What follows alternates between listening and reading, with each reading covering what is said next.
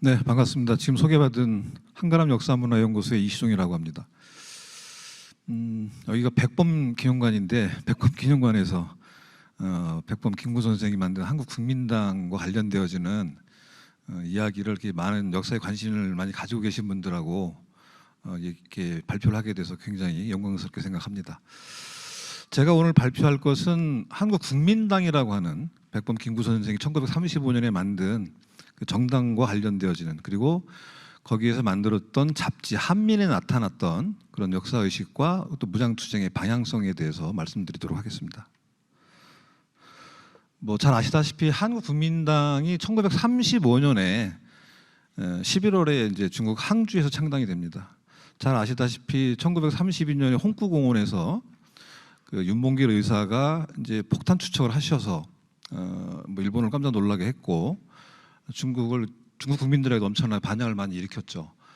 그러다가 이제 그렇게 하면서 어쨌든 간 임시정부가 피해를 다니게 되고 도망을 다니게 되고 피신하게 되죠. 그러면서 이제 그런 과정에 35년에 그 중국 항주에서 그 한국 국민당을 창당하게 됩니다. 그 원인은 뭐냐면 김원봉 선생이, 약산 김원봉 선생이 1935년 5월에 조선민족혁명당이라고 하는 것을 창당을 하게 됩니다.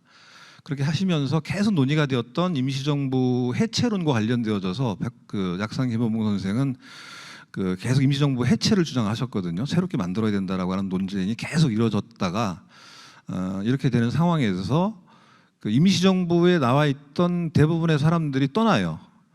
그러다 보니까 임시정부가 휘청하는 상황이 온 겁니다. 그래서 이래서는 안 되겠다고 생각해서 그 한국 국민당을 창당하시면서 그 거기에 그 당시 임시정부에 있었던 차리석, 그다음에 이런 분들하고 연대를 해가지고 한국 국민당에 계신 분들을 임시정부에 같이 이제 참여하게 하는 것이죠. 그래서 임시정부를 유지시키는 역할을 합니다, 한국 국민당이. 그래서 만약에 그 당시 한국 국민당이 없었으면, 창당되지 않았으면 사실 민시정부의 존립 자체도 굉장히 위태로운 그런 상황이었다라고 이해하시면 될 것 같습니다. 이 당시에 그 한국 국민당의 창당에 참여했던 인사분들입니다. 여기에 보면 김구파, 요수배, 불령선인, 명부 이렇게 되어 있죠. 이게 뭐냐면 일본 애들이 그 당시 일본 특무대가 작성했던 명부입니다. 이게 여기 참여했던 분들이 명부인데, 일단 이사장이 김구 선생으로 되어 있고 이사에 이동영, 송병주, 조완구, 김봉준, 차리석, 안공근, 엄황섭 이런 분들로 되어 있습니다. 그리고 감사에 이시영, 조성환, 양명진, 양호주 선생이죠. 그다음에 선전부장, 조직부장, 뭐 그 비서, 이렇게 쭉쭉 되어 있습니다. 여기에 이제 김구 선생의 특무 조직인 한인애국단, 이봉창이나 윤봉길 의사가 참여했던 그 한인애국단이 들어가 있고요. 한국 특무대 독립군이라고 그래가지고 이분들은 뭐냐면 백범 김구 선생이 중국에 그 군관학교에 우리나라 젊은이들을 많이 이제 파견하시게 됩니다. 여기에 역할을 했던 분이 이제 그 손두환이라고 하는 분이 역할을 하셨는데, 제가 말씀드리겠습니다. 그분이 이제 그 우리나라 젊은이들을 군대를 보내는데 많은 역할을 하십니다. 거기에 참여했던 분들이 특무대 독립군이라는 분들입니다. 대부분 나이가 20대죠. 그리고 이제 학생훈련소라고 하는 것은 뭐냐면 이 군대 가기 전에 그 집합시켜가지고 백범 선생이 그 교육시켰던 저기 청년 단체들이라고 생각하시면 됩니다. 그래서 전체적으로 보면 한 100여 분 정도가 한국 국민당 창당에 참여를 하게 됩니다. 주요한 인사들이 이제 이사장이나 이사로 이렇게 표진되어 있죠. 이 한국 국민당의 목표는 말씀드렸다시피 뭐냐면 본당은 혁명 수단으로 원수 일본의 총류, 침탈 세력을 박멸하고 국토와 주권을 완전히 회복하고 정치, 경제 및 교육의 균등을 기초로 하는 신민주 공화국을 건설한다. 그리고 국민 각계의 균등성을 확보하고 민족과 민족, 국가와 국가 평등을 실현하고 나아가 세계 일가의 진로로 나아간다, 이렇게 내용을 가지고 있습니다. 그래서 뭐 잘 아시다시피 조성의 삼균주의를 기본적으로 모토로 하고 있죠. 신민주 공화국이라고 하는 말은 그 이때뿐만 아니라 40년에 한국 중경에서 만든 한국 독립당에도 이 내용이 그대로 들어가 있고, 해방되어서 한국 독립당이 들어왔을 때도 이 내용이 들어가 있습니다. 계속. 그래서 여기서 말하는 신민주 공화국이라고 하는 것은 신민주 국가, 신민주국 이런 내용들은 대부분 뭐냐면 그 자본주의도 아니고 또 완전 사회주의도 아닌, 지금으로 생각해 보면 유럽식 민주주의 국가를 이 당시에 한국 국민당에서 노선으로 제시했다고 생각하시면 될 것 같습니다. 당강 어떻게 할 것이냐라고 하는 내용들을 보시면 주권을 회복하기 위해서 여러 가지 국민들의 혁명 역량을 집중하고 그다음 엄밀한 조직하에서 민주적 반항과 파괴를 적극적으로 진행한다. 그다음에 광복 운동을 우호적으로 하기 위해서 중국이죠. 국가 민족과 절실하게 연락을 한다. 여기 나와 있지만 그다음에 4번에 토지와 생산기관을 국유로 한다. 이런 내용이 들어가 있죠. 그러니까 뭐냐면 이 내용 자체는 해방 이후에도 그대로 관철이 됩니다. 한국 독립당의 당론입니다. 이게. 그래서 어쨌든 간에 이런 내용들을 담아냈다라고 하는 것은 뭐냐면 그 당시에 유행하고 있던 사회주의자들의 어떤 노선들에 대해서 생각들에 대해서 일부적으로 수용을 한 것이죠. 그다음에 독립운동의 사회비 불순적 이런 행동을 배격할 것. 지금 생각하면 참 답답할 수도 있고 이해가 안 가는 부분이 이 당시에도 지금도 똑같습니다만 이 당시에도 좌익과 우익과의 갈등이 엄청나게 심합니다. 좌익 논쟁이. 여기 사회비 불순적 이론이라고 하는 게 뭐냐면 다른 말로 말씀드리면 사회주의 노선을 의미하는 겁니다. 이 세력들을 배격해야 된다라고 하는 생각을 기본적으로 가지고 있으시죠. 그 다음에 이제 임시정부를 적극 옹호전진시켜야 된다라고 하는 게 이분들의 목적입니다. 그래서 혁명 역량을 총 집중하고 민중적 저항과 무력적 파괴. 그러니까 이제 뭐 외교론도 아니고 이 사람들 기본적으로 한국국민당의 강령은 무장투쟁입니다. 따지고 무장투쟁을 통해서 우리가 독립을 해야 된다. 그걸 통하고 무장투쟁을 통해서 조국 광복을 하고 그 다음에 토지와 생산국의 주기화를 통해서 국민의 생활권을 평등화시켜야 된다라고 하는 것이 한국국민당의 강령입니다. 제가 한국국민당의 강령과 이런 걸 말씀드리냐면 실질적으로 우리나라에서 한국국민당과 관련되어 연구자들이 없습니다. 연구자들이 한 서너 편 정도밖에 연구가 나와 있지 않습니다. 한국 국민당을 잘 몰라요, 일반적으로. 그래서 내가 이런 내용들을 좀 말씀드리는 겁니다. 자, 한국 국민당의 참여 인물에 대한 분석을 좀 해보도록 하겠습니다. 이게 지금 아까 말씀드렸듯이 요수배, 불령선임, 명부 이분들 쭉 보시면 여기 18분이 지금 적혀 있습니다. 아까 100여 분 정도가 참여를 했는데 그중에 이 18분이 핵심인 거죠. 보면은 한국국민당 관계자를 분석해보면 한국국민당 기독교인들이 있습니다. 백범 김구 선생도 그렇고 이동영, 차리석, 송병주 이상 이분들은 안창호 선생과 아주 가까운 관계를 가지고 있습니다. 차리석 선생과 송병주 선생 이 당시 임시정부에 그대로 계셨던 분들입니다. 이분들이 안창호 선생 굉장히 가까운 관계를 가지고 있으셨죠. 양호조, 김봉준 이분들은 뭐냐면 그 당시 중국 광주에서 흥사단의 관계를 하고 계셨었어요. 양호조라고 하는 분도 미국에서 공부하다가 와가지고 여기에 임시정부 하기 전에 흥사단에서 활동을 하고 계셨었죠. 그 다음에 주목해야 할 것은 뭐냐, 흥사당 내에 있는 국민당 내에 있는 대종교인들입니다. 잘 아시다시피 이시영 선생이라든지 조항구 선생이라든지 조성환 선생이라든지 이동영 선생이나 이분들이 대종교인들이시지 않습니까? 이분들이 굉장히 중요한 역할을 하시죠. 그래서 이분들이 이후에 한민의 잡지에 보면 이분들의 사관들이 그대로 반영되어 있습니다. 그리고 평안도나 황해도 출신 관계자들 김구, 송병주, 양호조, 안공근, 안경근. 안공근 이분은 이제 안중근 의사의 동생이죠. 막내 동생입니다.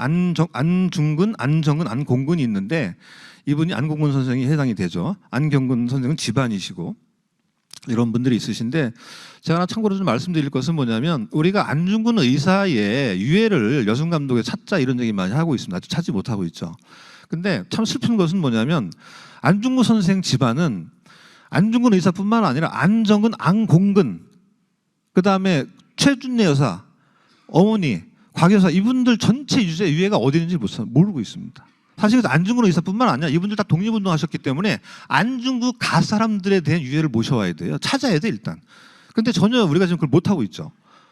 그 부분에 대한 안타까운 부분이 좀 있습니다. 그래서 앞으로 향후에 그런 부분들에 대한 좀 우리가 논의를 정부 차원에서 해야 되고 우리 역사 공부하시는 분들이 좀 관심을 가지시고 안중근 의사는 당연히 해야 되겠지만 이 안중근 가 사람들에 대한 유해를 좀 찾고 노력을 해봐야 된다라고 하는 말씀을 좀 드리고 싶습니다. 자. 한국 국민당 내의 주요 대종교인들입니다. 이 조성환 선생에 대해서 좀 제가 말씀드리고 싶습니다. 이분 군인 출신이십니다. 신민회 활동하셨고 대종교에 1910년에 입교를 하십니다.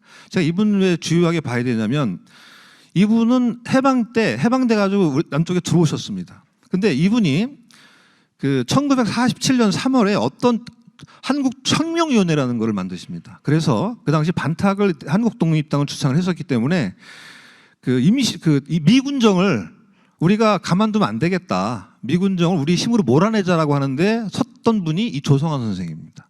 잘 모르시겠습니다만, 하여튼 그런 굉장히 큰 역할을 하셨죠. 근데 이분이 어쨌든 간에 이제 대종교인이십니다.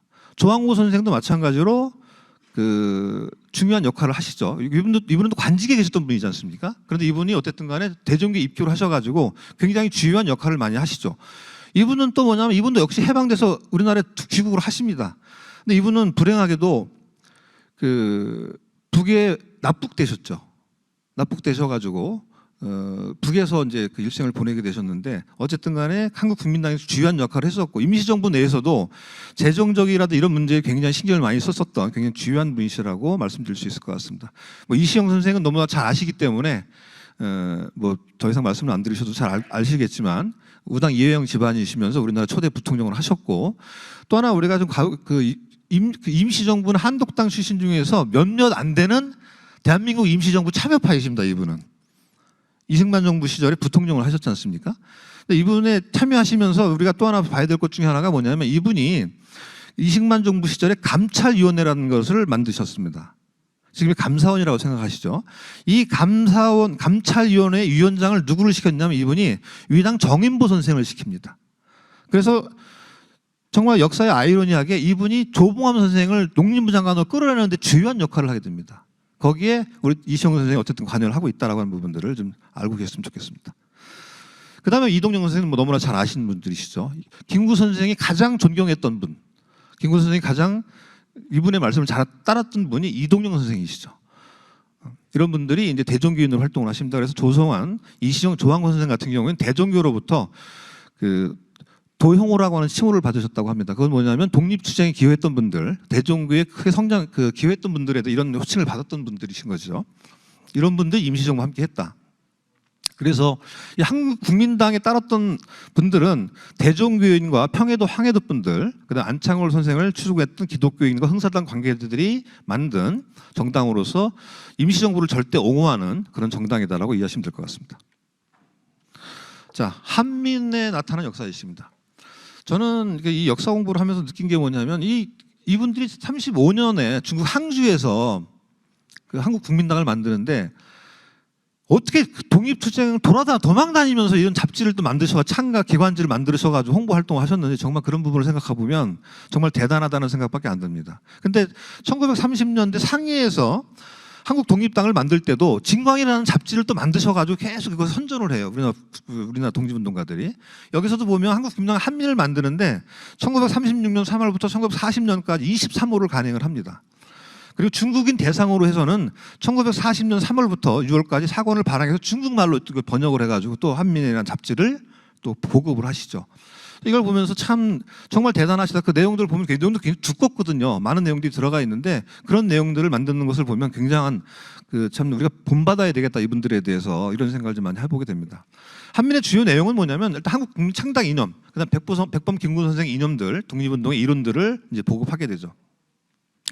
한민에 들어가 있는 책의 내용에는 어떤 내용들이 인류의 역사는 잘 살기 위한 투쟁의 기록이다라고 말씀을 하십니다. 그리고 중고 이전 우리 조상들이 역사의 바퀴를 찬란하게 굴렸고 시베리아부터 만주로까지 한라산까지 굉장히 넓은 땅에 우리가 나라를 가지고 있었음에도 불구하고 불행하게도 이후에 조선시대로 와서 명청만이 있는 것만 알고 세계를 몰라가지고 우리가 자손만대에 엄청난 치욕을 끼쳤다. 이렇게 생각을 하고 계신 겁니다. 그래서 이를 회복하기 위해서는 어떻게 해야 되냐? 무장투쟁을 통해서 국가 건설을 우리가 해야 한다. 이런 내용들이 이제 한민이라고 하는 잡지에 나와 있는 겁니다.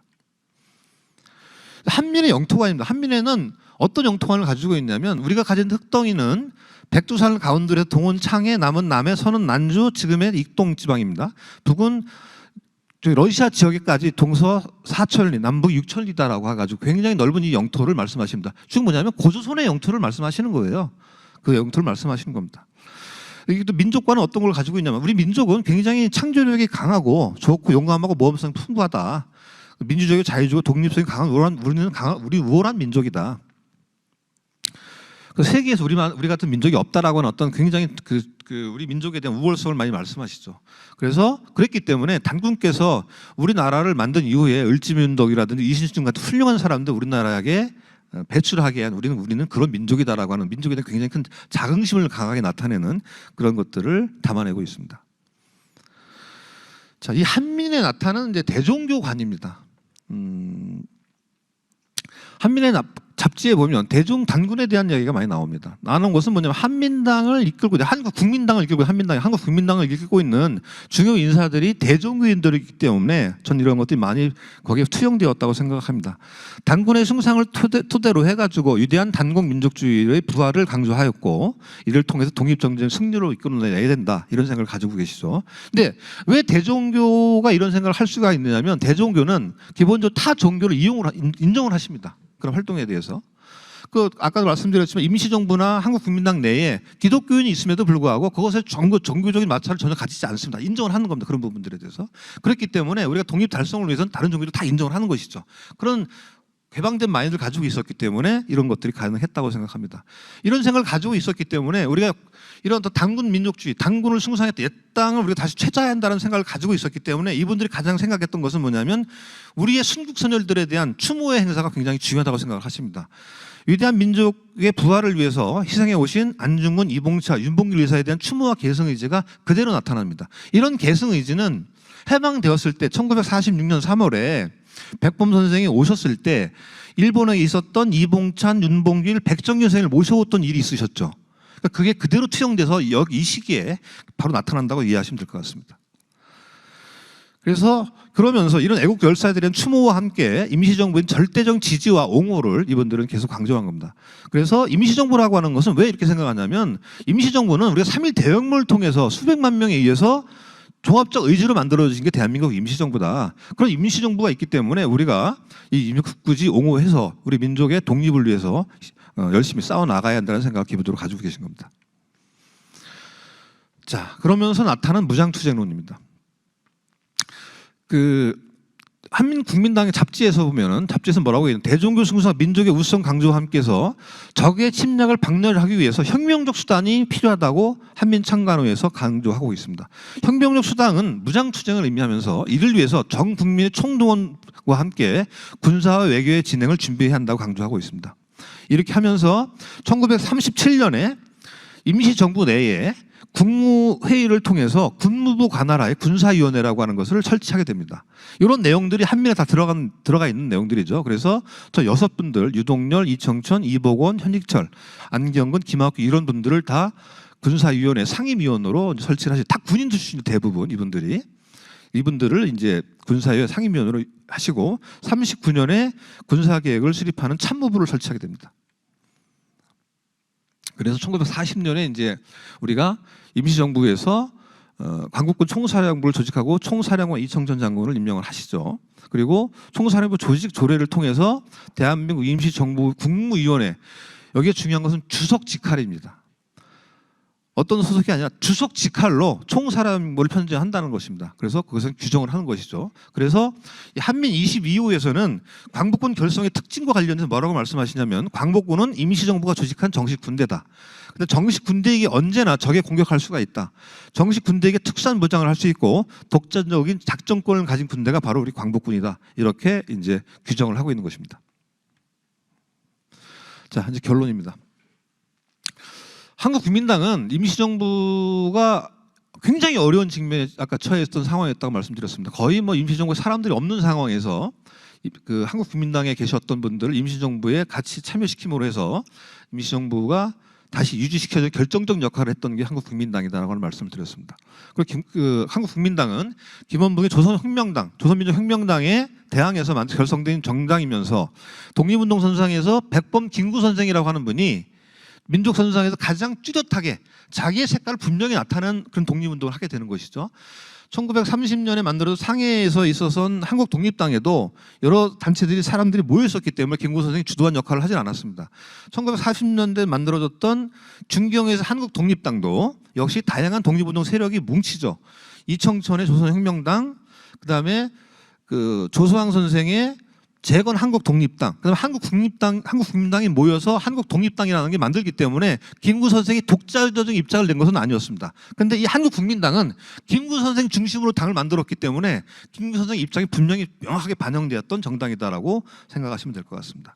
그리고 거기서 만들었던 한민회는 당군이 건국한 고조선의 영토와 민족의 우수성을 널리 알리고 건국 기념절 행사 등을 널리 알려서 우리 독립의 의지를 굳건히 했던 것을 밝혀냈던 것이 잡지에 나타나고 있고, 이런 것을 통해서 당군의 후손임을 널리 강조하고 동시에 대종교를 통해서 정신적인 구심점을 확보해가지고 민족의 독립과 민족의 통합 달성에 노력하자라고 했던 것이 한국국민당과 잡지 한민에 나타난 특징들이었다고 말씀드릴 수 있을 것 같습니다. 그래서 우리가 그 한민이라고 하는 잡지도 실질적으로 있지만 많은 분들이 이런 부분, 한민이라는 잡지가 간행됐는지 잘 모릅니다, 실질적으로. 그래서 그 몇 가지 한두 군데 논문 정도 외에는 거의 한민이라는 잡지가 있는지 모르기 때문에 이런 걸 계기를 통해 그런 게 있었구나 내용들을 좀 확인하시면 좋겠다는 말씀을 드리면서 제 발표를 마치도록 하겠습니다. 고맙습니다.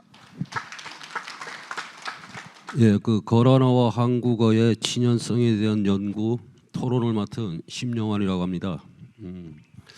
우선 이 자리에 그 거란 문자 하시면 잘 들어오지 않으시는 분이 있을 텐데 간단하게 연구사를 좀 말씀드리고 김태경 선생님의 그 연구 업적에 대해서 소개하도록 하겠습니다.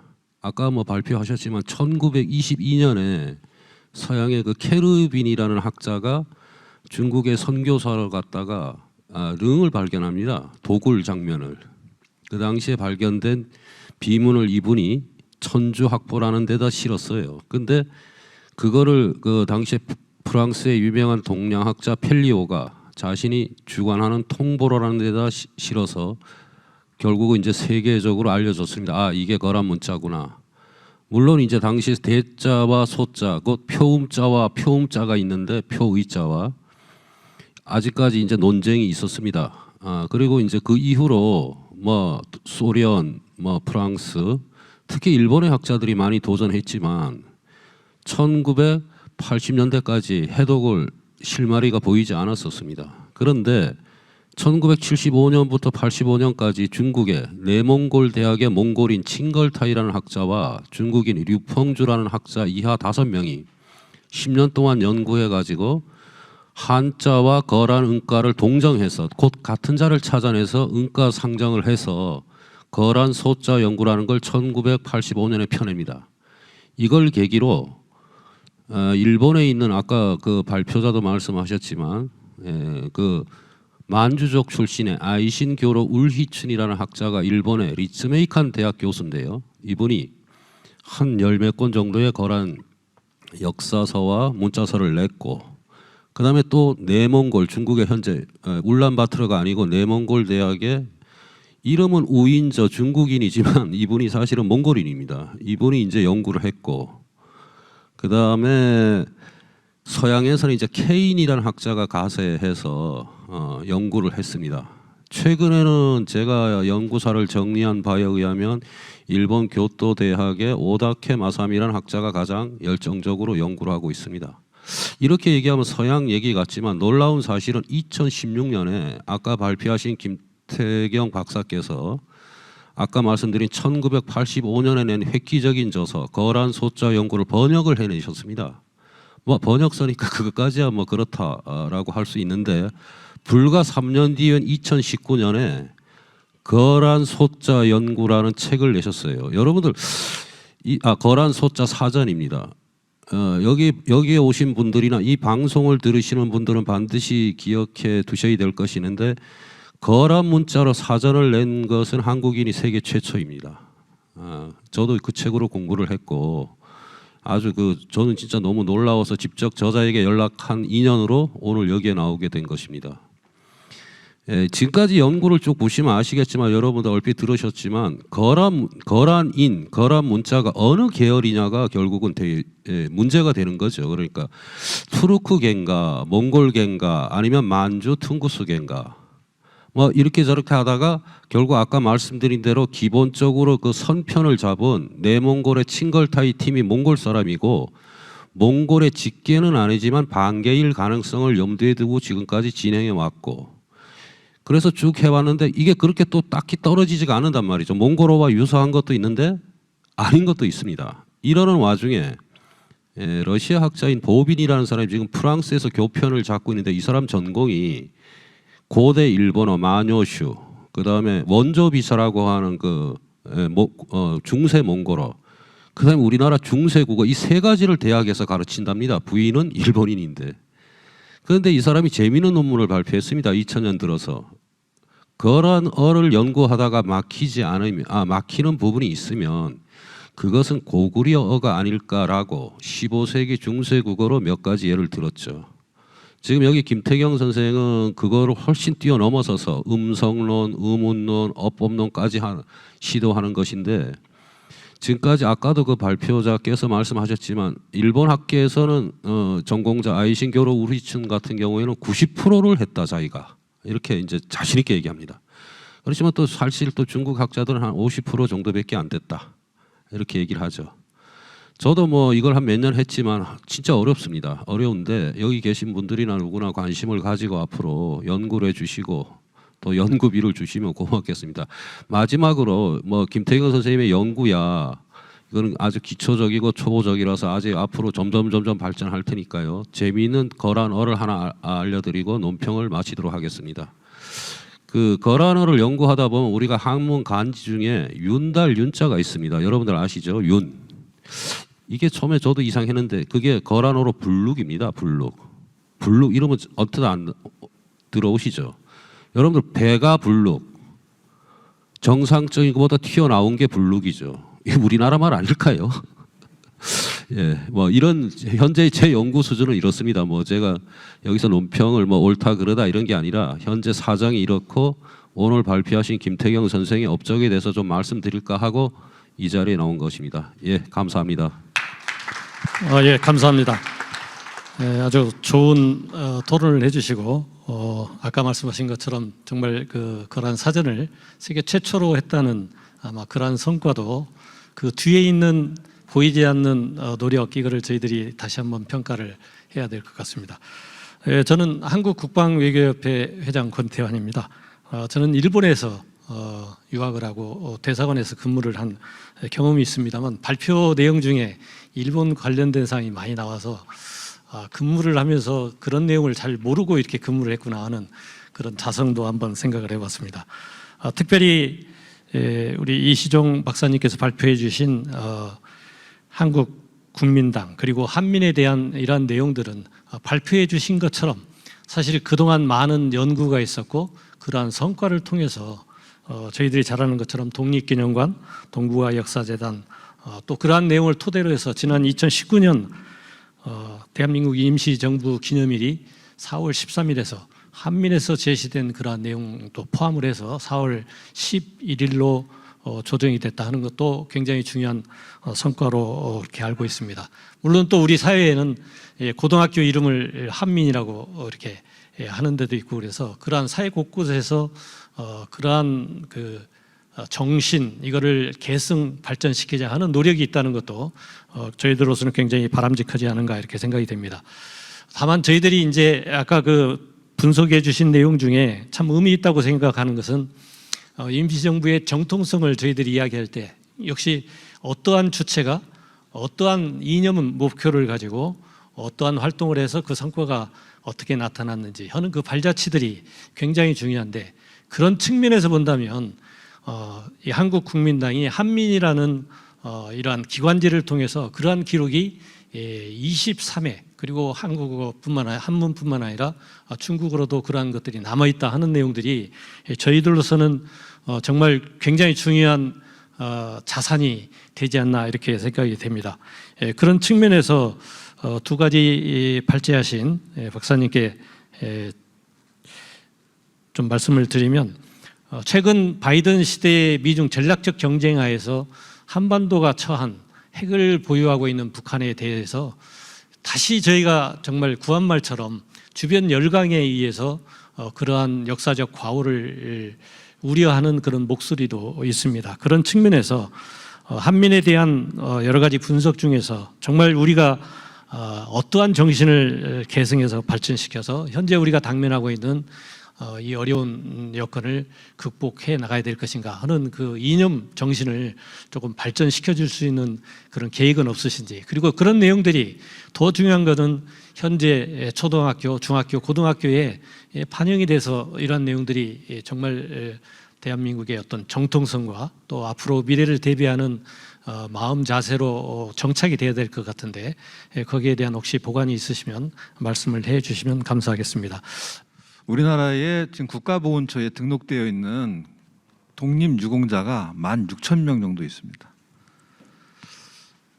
일제 구 한날부터 시작해가지고 16,000명 있는데 사실은 뭐 저는 훨씬 많은 분들이 수십만 명의 분들이 독립투쟁 전쟁의 와중에 사라지셨는데 16,000명밖에 지금 등록되어 있지 못하죠. 제가 이 말씀 왜 드리냐면 2018년 6월에 싱가포르에서 북미 정상회담이 있었습니다. 북미 정상회담 사두에 무슨 내용이 나와 있냐면 북에 있는 미군의 유해를 미국에서 가져가겠다. 그것을 협조해달라고 그래가지고 그런 내용이 그 북미 회담에 들어가 있어요. 저는 그거 사실 깜짝 놀랐습니다. 야, 미국은 이래서 어쨌든 간에 세계 강대국이구나라는 생각을 하게 됐었죠. 북미 정상회담이라는 게 제가 보기에는 처음 있는 일인데 그 정상회담에 합의문에 그런 내용을 어떻게 담아낼 수 있을까 그런 생각을 했었을까 이런 생각을 해보면서 깜짝 놀랐는데 왜 이 말씀을 드리는 거냐면 지금 우리나라는요 해외에 있는 독립유공자들의 유해가 많이 흩어져 있습니다. 지금 당장 연길에만 가도 아까 제가 대종교 잠깐 말씀드렸는데 홍합 나철 선생의 유해가 연길에 있어요. 김기현 선생도 거기 있고 백보 선생의 묘도 거기 있어요. 근데 얼마 전에 문재인 대통령이 카자흐스탄에 가가지고 홍범도 장군 유해 모셔오겠다고 했었잖아요. 아직 못 오고 있지 않습니까? 저는 정말 이런 문제와 관련된 이런 문제를 제대로 세워야지 정부가 국가가 바로 서야지만 이런 문제와 관련된 과거를 나라를 위해서 희생한 부분들에 대해서는 끝까지 책임진다라고 하는 것을 보이는 것이 전 올바른 역사 교육이라고 생각합니다. 그게 제대로 안 되면 어느 누가 국가를 위해서 희생하고 할 것인가? 국가가 그런 부분을 끝까지 책임져 주는 것들이 독립도 중요하고 호국도 중요하고 민주도 다 중요하죠. 각각의 부분들 굉장히 중요한데 특히 이제 이 독립 같은 경우에는 굉장히 많은 시간이 흘러가고 있습니다. 근데 그런 부분에 대해서 아직도 아까도 말씀드린 안중근 의사와 관련된 집안의 유해가 아직도 있는데 조사도 하지 않고 발굴도 하려고 하지 않고 하지 않는다. 그런다고 한다면 어느 누가 도대체 독립운동사에 관심을 가지고 이를 공부를 할 것인가 그런 생각을 해보게 됩니다. 그리고 우리가 역사와 관련되어져서 특히 독립운동사와 관련돼서 우리가 또 하나 생각해야 될 것은 뭐냐면 그런 사료들을 누가 가지고 왔냐는 겁니다. 누가 가져왔나? 가져온 분들의 대표적인 선생님이 조수황 선생이거든요. 조수황 선생이 엄청난 자료들을 다 쓰셨어요. 일일이. 그 쓰신 것들을 가지고 왔죠. 천만다만이 그거 자료 안 남겨놨었으면 우리가 우리 역사를 알 수가 있겠어요. 임시정부 역사를 어떻게 알 거예요? 그분이 자료를 가졌기 때문에 알 수 있는 것이고 무장투쟁의 역사도 김승학 선생이라고 한 분이 수없이 많은 자료들을 그냥 모으고 가지고 와서 지금 우리가 공부를 하고 있는 부분입니다. 저는 이런 부분을 좀 굉장히 소중하게 생각해야 된다. 왜 제가 한민에 관심을 갖게 됐냐면 한민을 아는 사람이 없거든요. 근데 아까도 말씀드린 한국 독립당에서도 1930년 진광이라는 잡지를 만들어냈어요. 우리 배워야 된다고 해서 선배들한테 정말 이 조상들은 이 훌륭한 부분들을 배워야 된다고 생각합니다. 한민 말씀드렸지만 또 1940년에 한국 독립당에서 또 잡지를 또 만들어요. 한국 독립당부라는 걸 만들고 독립평론이라는 잡지를 또 만들어서 계속 홍보를 합니다. 국민들한테. 난 그걸 보면서 야 우리 정말 이런 양반들 피눈물 나는 노력 속에서 임시정부를 지켜내고 나라를 찾겠다는 불굴의 의지가 있었기 때문에 우리가 그런 정신을 가지고 계신 여러분들 때문에 어쨌든 간에 우리나라가 세계 10대 강국이 되는 것이지 그런 어떤 정신적인 무장이 없이 10대 강국 어떻게 될 수 있었겠습니까? 그분들의 무장이라고 하는 것은 광활했던 만주벌판을 마달렸던 우리 선두들의 땅들을 우리가 다시 찾아야 된다. 그런 무장 없이 독립투쟁 할 수 없다라고 하는 것이 기본적인 베이스에 깔려 있었기 때문에 그분들의 신념을 가지고 독립을 운동을 했다. 그런 생각을 가지고 있고 우리가 이런 부분들은 정말 잘 계승시켜서 앞으로 우리의 미래가 어쨌든 간에 우리나라는 10대 강국이 됐지 않습니까? 부자 나라가 됐는데 북에 있는 어쨌든 간에 그쪽하고 잘 관계를 잘 맺어서 그 임시정부가 주창했던 한국 독립당이 주창했던 것은 민족의 통일이었어요. 그분이 주장했던 건 통일이거든요. 그래서 이런 문제에 관련되어서 부터 관심을 많이 가지고 우리가 노력하다 보면 좋은 결과가 오지 않겠나 이런 생각을 해보게 됩니다. 제 얘기는 여기서 마치도록 하겠습니다. 고맙습니다. 예, 감사합니다.